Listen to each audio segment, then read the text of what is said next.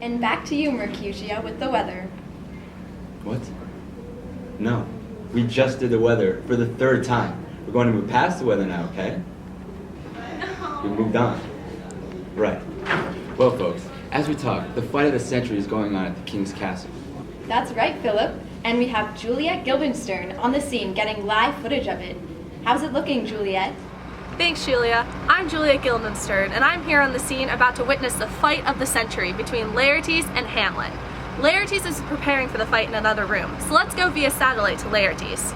Laertes, as you're getting ready for the fight, how are you feeling? I am satisfied in nature, whose motive, in this case, should stir me most to my revenge. But in my terms of honor, I stand aloof and will no reconcilement. Okay, so how are you really feeling? I'm ready to kick some ass. What is your driving force in this fight? Though dankish, fat-kidneyed hugger-mugger killed my father and dear sister. Thanks, Laertes. Now we're gonna see if we can find Hamlet and have a quick... Oh, Hamlet! Hamlet, can I get a quick word with you before the fight? Of course! All right, Hamlet, as you're gearing up for this, how are you currently feeling? I'm so skilled. I'm constant to my purposes. So, Hamlet, do you think that you could beat Laertes in this fight? His purse is already empty. All his golden words have been spent. So, Laertes seems to have a lot of motivation for this fight. What's yours? Well, as many of you out there know, I don't have the greatest relationship with my stepfather, so maybe if I can just make him proud, he'll stop killing people. Thanks for those words, Hamlet. Back to you, Shelia, in the studio. Wow, tension seems to be running high over at the castle, wouldn't you say? Indeed I would, Philip. Higher than the temperature on a hot summer's day.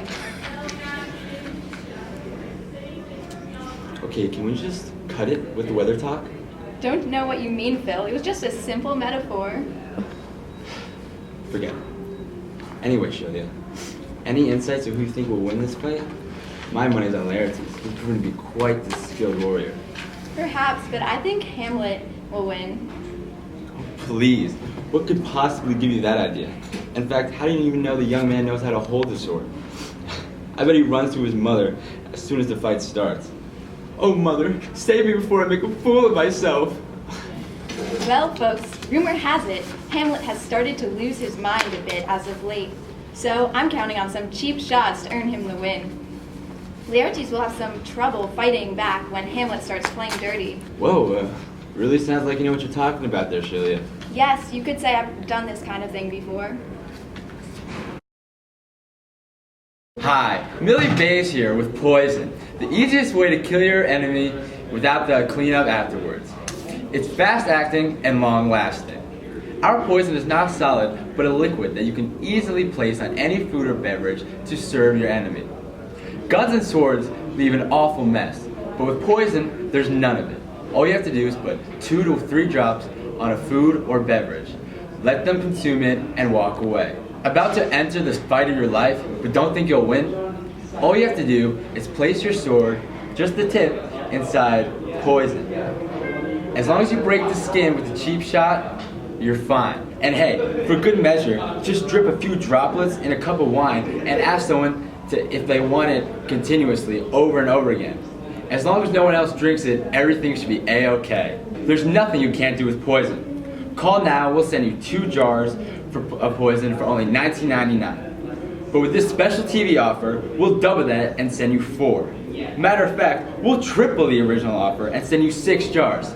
Think I'm done? Guess again. If you call back immediately after purchasing the 6 jars, we'll send 5 more for free as long as you pay for the shipping. Call now, 1-800-POISON. Warning, may lead to permanent paralysis, delayed eyes, a failure of the lungs, heart, arteries, brain, kidneys, liver, pancreas, stomach, intestines, appendix, and all.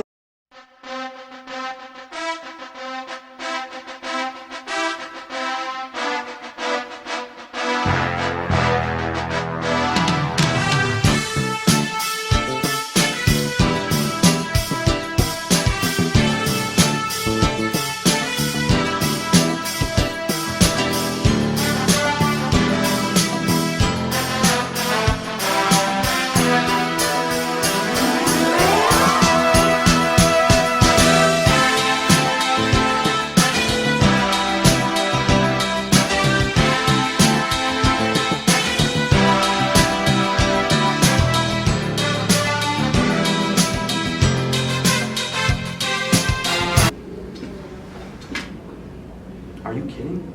No. I don't care. You knew the risk when you took this job, okay? Okay, listen. There are hundreds of guards around. You're perfectly safe. Just get a little more footage and then you can leave. Unbelievable. Juliet was trying to leave before getting any more footage. I mean, come on. Reporters live for this kind of stuff.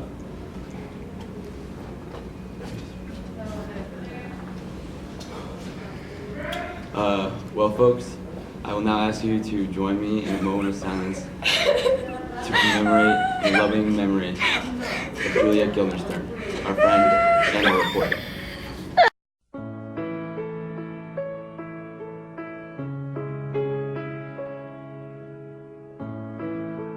Damn it, Julia, focus! We need to finish the shoot.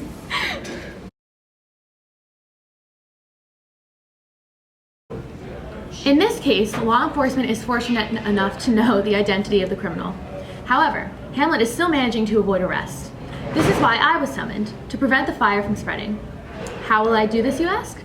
By providing a behavioral analysis in order to predict Hamlet's intent and his next move.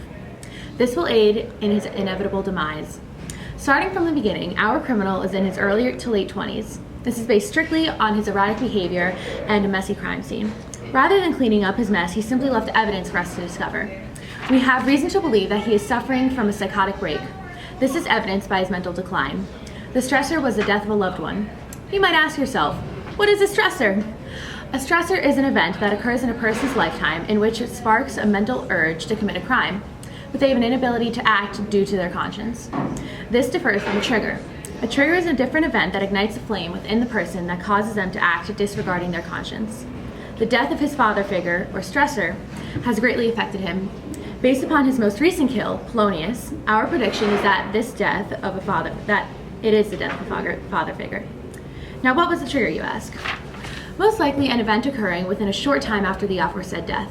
We believe that it was an event involving his mother based on his treatment towards women, specifically Ophelia.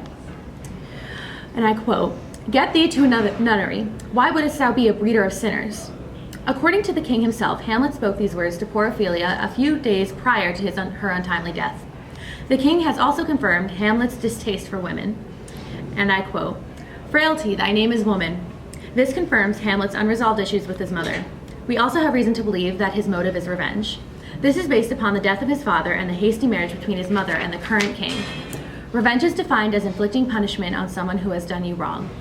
Hamlet sees his uncle, or the current king, as doing him and his family wrong because he has convinced himself that the king has murdered his father, the former king, in order to obtain the throne. In the process, from Hamlet's perspective, the current king has further insulted his family by marrying his mother within a couple months of his father's death. In conclusion, we advise the public to remain vigilant, as Hamlet is currently on a war path driven by revenge.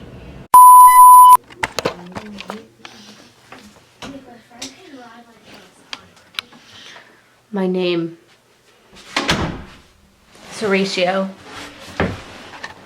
And now I'm alone. The kingdom has been taken over and everyone around me is dead. My best friend, dead. His uncle, dead. His mother, dead. Everyone is gone. I have seen revenge at its finest, or maybe not, considering where I am and how it got me here. Everyone is dead because of revenge. And maybe it says something about it. Maybe it says that there's quite of inability towards revenge, and it's not possible, and that we shouldn't be able to do it. I don't know. I'm here and I'm alone. And I've seen what a bloodlust can do. And I've seen what fate can do to you, how it drives you, and how my friend Hamlet is dead because of it. And now I'm here. Now, and forever, I will be alone. Thanks for watching D News. I'm Phil Flamer. And I'm Shelia. This program was made possible by generous grants from Poison and viewers like you. Thank you. Good night, Denmark.